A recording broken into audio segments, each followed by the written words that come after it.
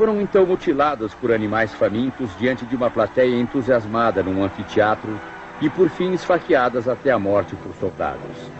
Então veio um intervalo de paz relativa, mais espaço marcado por uma súbita expansão da igreja com milhares de novos adeptos para a fé. Mas a geração de paz e crescimento saudável para o cristianismo não duraria. Com os imperadores Décio e Valeriano, o nível de perseguição cresceu com grande ímpeto. Se anteriormente a igreja era vista como irritante e incômoda, agora era encarada como uma ameaça real que precisava ser eliminada. Assim entramos no período da primeira perseguição oficial a nível imperial. Os cristãos não tinham o direito de se encontrarem e eram ameaçados com morte se o fizessem. Eram proibidos até de visitar seus cemitérios e locais do gênero. Os bispos eram um alvo especial. A estratégia era cortar os líderes para que os seguidores caíssem. Os cidadãos eram obrigados a fazer sacrifícios para os deuses e eram exigidas provas dessa cooperação. Os que obedeciam ganhavam um certificado como prova. Uma cópia era dada ao indivíduo e há provas de que foram encontradas duplicatas para verificação no tribunal das cidades. Eram assim. Apenas um pequeno certificado como este. Como uma carteirinha de seguro social. Tendo uma, você estava seguro. Foram encontradas aproximadamente 40 destas no Egito. Não se sabe ao certo quantos, mas houve mais mártires com Décio e Valeriano do que em qualquer outra perseguição. É preciso enfatizar que, do ponto de vista do imperador, isto não era tirania maldosa ou crueldade insensata. Não. Ele encarava isto como liderança eficiente em tempos difíceis. O raciocínio típico de um tirano poderia ser algo assim. As pessoas esperam que seja eu a manter a paz e a prosperidade. É minha responsabilidade garantir que a união cívica seja preservada no Império, para que estejamos fortes frente à ameaça de invasão. É por isso que é tão importante que recebamos de todos uma expressão clara de lealdade, união e patriotismo. Tanto para mim, quanto para o grande cargo que ocupo e aos deuses que nos fizeram grandes. Agora, os cristãos não precisam morrer. Estão me ouvindo? Eu não acho graça nessas mortes. Aliás, preferiria que muitos estivessem no exército. Se fizessem isso, nós não teríamos que contratar tantos mercenários alemães para combater outros alemães que tentam nos invadir. Não, eu dei aos cristãos todas as oportunidades de demonstrar sua lealdade e devoção. Eu não preciso de mártires. Eu não quero mártires. Eles só precisam de um pequeno certificado. E sem nenhuma pergunta. Pode ser obtido por qualquer um. Qualquer um. Não há discriminações.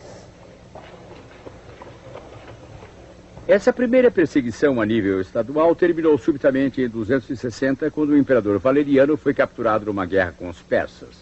Durante a paz geral que se sucedeu, as igrejas cresceram em número, riqueza e influência. Muitos cristãos chegaram a posições importantes. E na segunda metade do século III começaram a ser construídas igrejas. Algumas eram magníficas, com naves de ouro e prata para os cultos eucarísticos. Assim, as primeiras décadas da existência da igreja, até o ano 300, presenciaram um declínio e auge de perseguições. Mas agora veio uma última onda de repressão, que representava nada menos que uma disputa de vida ou morte entre o cristianismo e o paganismo. O imperador era Diocleciano. Ele era outro dos imperadores competentes. Ele se empenhou para restabelecer a força e a união do império, que estava visivelmente enfraquecido. Nos primeiros 20 anos de seu reinado, Diocleciano deixou os cristãos em paz. Sua esposa Prisca, sua filha Valéria e muitos de sua administração eram cristãos, ou ao menos simpatizantes deles. Ele designou 3 assistentes para governar com ele: Máximo, Galério e Constâncio Cloro. Mas Diocleciano se empolgou com a ideia da divindade do imperador, e todos que se aproximavam dele tinham que fazê-lo de joelhos com a testa colada no chão. O paganismo estava fatigado. suas propostas desmoronando e constantemente perdendo terreno para o cristianismo. Para impedir o declínio, algo sério precisava ser feito e logo. Este foi um daqueles casos em que uma mulher determinada conseguiu o que queria com um homem suscetível. Diocleciano sabia dos riscos existentes em mandar os cristãos ao fogo e aparentemente não tinha estômago para isso. Mas ele foi convencido do contrário. Lembram-se de Galério, que foi designado por Diocleciano? Bem, a mãe de Galério era uma senhora muito supersticiosa e muito devota aos deuses das montanhas, em cuja homenagem ela diariamente fazia banquetes e servia carne oferecida às imagens de seus serviçais. Mas os cristãos não queriam participar. Eles ficavam jejuando e orando. Isso a deixava brava. Então, com um pouco de reclamação insistente, ela pressionou seu filho Galério a destruir os cristãos. Isso significou que Galério e Diocleciano se reuniram por longos períodos de tempo durante o inverno no ano 302. Ninguém mais podia assistir às reuniões. Por isso, todos sabiam que estavam tramando alguma coisa. Mas Diocleciano estava hesitante ao sentir que uma perseguição vigorosa aos cristãos poderia voltar-se contra ele, fortalecendo os cristãos. Mas Galério agora estava obcecado e persistiu. Então Diocleciano pediu conselhos a outros. Ele enviou um adivinho para consultar o deus Apolo. O conselho veio contra os cristãos. A esta chamariam de a Grande Perseguição. A festa do deus Término, 23 de fevereiro de 303, foi o dia escolhido para começar o extermínio do cristianismo. Foram publicados éditos que decretavam que cristãos com cargos públicos deveriam ser caçados. Todas as acusações contra cristãos deveriam ser recebidas. Eles deveriam ser torturados. Suas escrituras deveriam ser confiscadas e queimadas. Suas igrejas deveriam ser destruídas. Seus direitos civis de cristãos deveriam ser negados. Bispos e líderes de igrejas deveriam ser presos e levados ao sacrifício para os deuses. Animais selvagens, queimaduras, facadas, crucificações, a roda.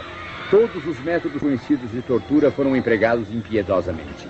Muitos cristãos cederam, porém muitos outros se recusaram. Ainda não se sabe quantos, mas pode-se dizer seguramente que milhares deles foram mortos ou mutilados. E em algumas regiões a perseguição durou até 8 anos. Era uma luta de vida ou morte, de cristianismo contra paganismo. Contudo, o massacre foi tão grande e tão ineficiente que tanto o povo quanto os governantes pareciam apenas se cansar dessa prolongada mortandade. Eles haviam usado toda a sua força contra um adversário desarmado que se recusava a morrer.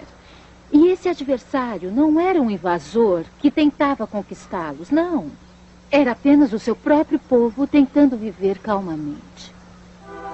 Cansado de tudo, no dia 30 de abril de 311, pouco antes de morrer, fraco e doente, o próprio Galério, o instigador, emitiu o Édito de Tolerância. Assim declarava: os cristãos podem existir novamente e podem fixar suas casas de reunião. E ele juntou que, devido à sua generosidade, era dever dos cristãos orar ao seu Deus pelas nossas boas condições e pelas condições do Estado.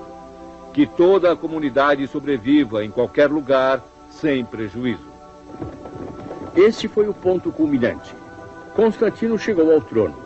Com ele, em 313, foi proferido o Édito de Milão para conceder aos cristãos e a todos os outros o direito de seguir qualquer religião que cada homem desejar. Nas décadas que se seguiram, o cristianismo iria pouco a pouco se estabelecer como a religião oficial do Império Romano.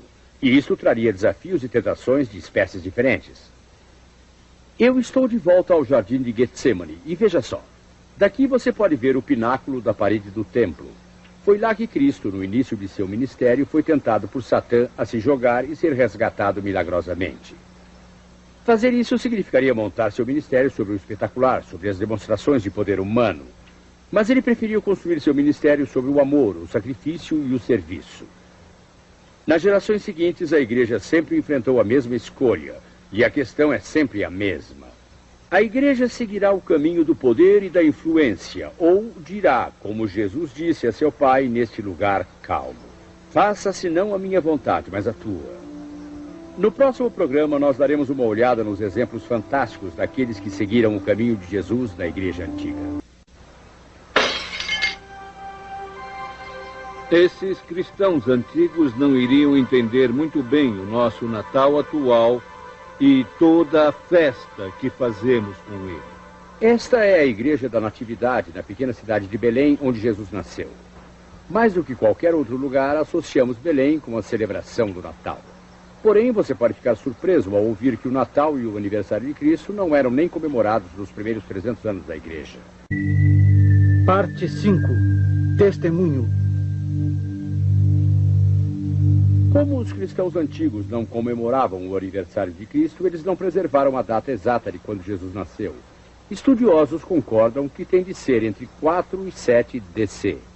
Mas a data de 25 de dezembro não foi introduzida até por volta de 300, e a celebração do Natal foi introduzida apenas no fim do século IV para adaptar e substituir as festas romanas pagãs. A Páscoa é que era importante para a Igreja Antiga, mas os aniversários que eram celebrados eram os dos grandes mártires que morreram por sua fé. E por que aniversários? Para a Igreja Antiga, o dia do martírio comemorava o aniversário da passagem para a presença de Deus. Aqui alguns dos seus nomes estão gravados. Fotino, o episcopo, Zacarias, o presbítero, Santo, o diácono, Epágato, Átalo, Maturo, Alexandre, Pôntico, Alcebíades, Macário, Silvio, Primo.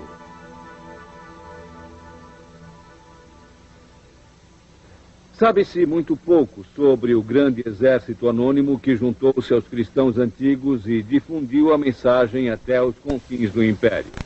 Mas talvez indiretamente nós possamos conhecê-los melhor se repararmos nas histórias que eles estimavam e nos modelos que eles buscavam alcançar.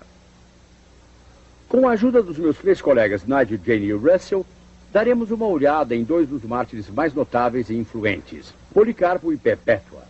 Suas histórias foram escritas, contadas e celebradas por aqueles que compartilhavam sua fé e a ameaça à sua vida. Uma das histórias mais apreciadas de martírio na igreja primitiva vem da cidade de Esmirna e conta a experiência e o martírio do idoso e amado bispo Policarpo. Bem, Policarpo era considerado de grande importância na igreja antiga, porque ele havia sido um discípulo pessoal do apóstolo João.